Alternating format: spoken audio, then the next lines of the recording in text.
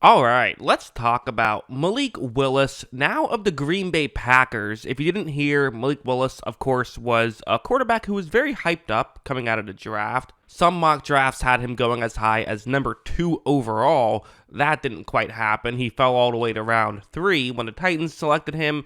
Hasn't really quite worked out there, and they've eventually traded him for a 7th round pick to the Green Bay Packers, who are going to make him the backup, which I do find interesting. So I figured let's go back, let's watch the film and talk about why are the Packers doing this? Why did they trade for him and why do they feel like he could be a backup? What did they learn from the preseason that they like, and also maybe what did the Titans see that they didn't like? Well, let's get into it. Starting off with the play you see on your screen.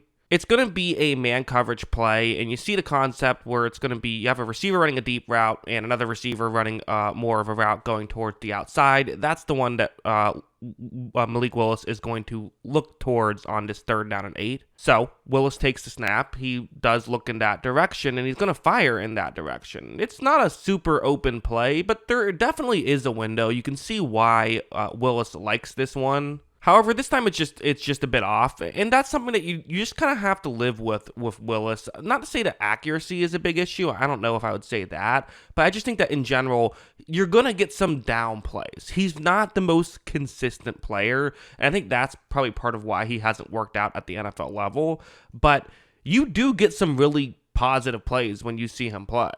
Like something like this is an example where it's going to be a rushing play because that's a big part of his game is his legs. And so I do wonder if he has to come into a game, do they go with more quarterback design runs like what you see on the screen? The edge rusher is going to be unblocked, the one who I've circled in black right here. The hope is that he kind of goes for the halfback, and then when Willis takes it himself, he can get around him. So that's how this play begins, and you see it's working pretty well, actually. I mean, the edge rusher definitely did kind of get fooled a little bit, and for Willis, he can try and get by him. How long can he try and get by him? Well, for your average quarterback, you kind of assume it's just for however long this play goes on, that's something you're going to have to pay attention to.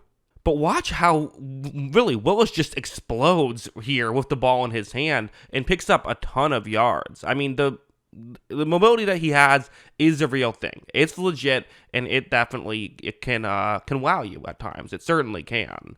Like, even in lesser ways, like something like this, that last one was kind of a highlight reel type play. This one, not so much, but it still just goes to show how having someone like Malik Willis, just what the benefit that brings to your team. It's going to be a designed run towards the quarterback's left. That's the way the play is designed to work. You see the blocking concept on the screen. A tight end's going to flash over and kind of be a lead blocker here. And so, when Willis fakes the handoff, runs towards his left, you can definitely see this is well blocked by Tennessee, for sure, right? Because of that, Willis is able to pick up as many yards as possible before kind of getting pushed out of bounds there towards the end. This is a good job by Malik Willis, in my opinion, to be able to pick up that many yards. You can definitely say, like, well, this wasn't that difficult. It was well blocked. But again, you have to always keep in mind with this stuff, when you have someone like a Malik Willis, it's easier to block because you get an extra blocker. You're not wasting a player just handing the ball off. You can now use that player to run at the football, meaning the guy who was usually getting the ball is now blocking or creating a diversion like what happened on this one.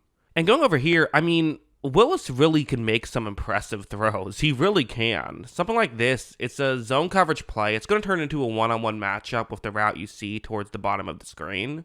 Watch how when Willis takes the snap, he does run a play action. He looks in that direction. He fires in that direction. And right here, is there a big window? Absolutely not. This is a small window, really. But, I mean, and it's far down the field. I mean, this is something you're not really expecting him to be able to hit on.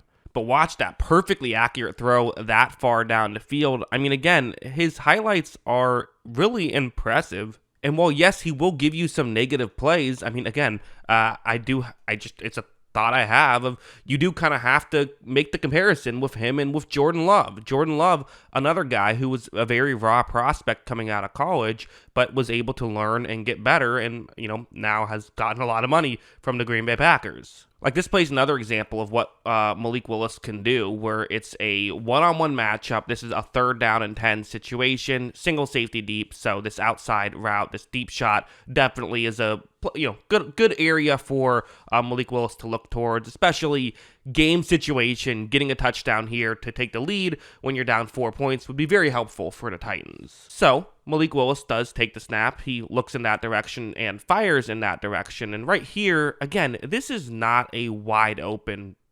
situation at all. These are difficult throws to make far down the field. But look at the throw. Again, could it have been a touch further, perhaps, but still good enough to get a touchdown right there. And that's really good stuff. And again, yes, there are some negatives, but there are some real positives. I thought he showed a lot of flashes in the preseason, to be honest. So yeah, I mean, as a whole, it's really hard to talk about Malik Willis without bringing up Jordan Love, right? Like, absolutely. I really think that is part of the logic right here, is Jordan Love is someone who was very similar to Malik Willis. I think Jordan Love was a better prospect. He was drafted earlier, right? He was the first round pick. Malik Willis wasn't.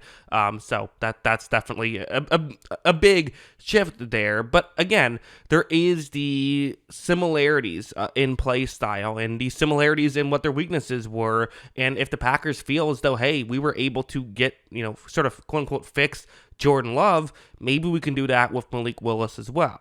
Now, I think that some people might say, well, what's the point in that? You have your quarterback, you've paid him big money, why go out and try to get another high upside guy? You don't need a high upside guy, just get a decent backup. Well, for one thing, I think they, the guys in the room that they had maybe weren't necessarily cutting it either, that was a position of weakness, the backup quarterback position. But also, I guess there's 3 points. Point 2 being that you never do know with this stuff. Obviously, when the Eagles drafted Jalen Hurts, they weren't expecting Carson Wentz to fall off a complete cliff. They wanted Jalen Hurts to be able to be a Taysom Hill type player who was also a capable backup. And it just so happened that, Wentz fell apart and then Hurts ended up being their starter. So there's that. And there's the other thing of like, well, what if Jordan Love goes down for a season and you fix Malik Willis, he looks awesome. Well, then you can trade Malik Willis for a bunch of draft picks, right? So you have several benefits to doing it, or maybe it's just a decent backup and then next year or in 2 years you figure something else out. Who knows? Probably that last one, but it's still an interesting move by the Green Bay Packers. And again, I get why the Titans moved off of him as well.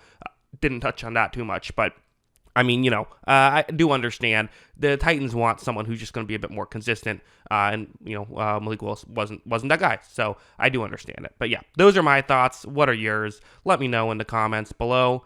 Always love hearing from you, and of course, as always, thanks for watching.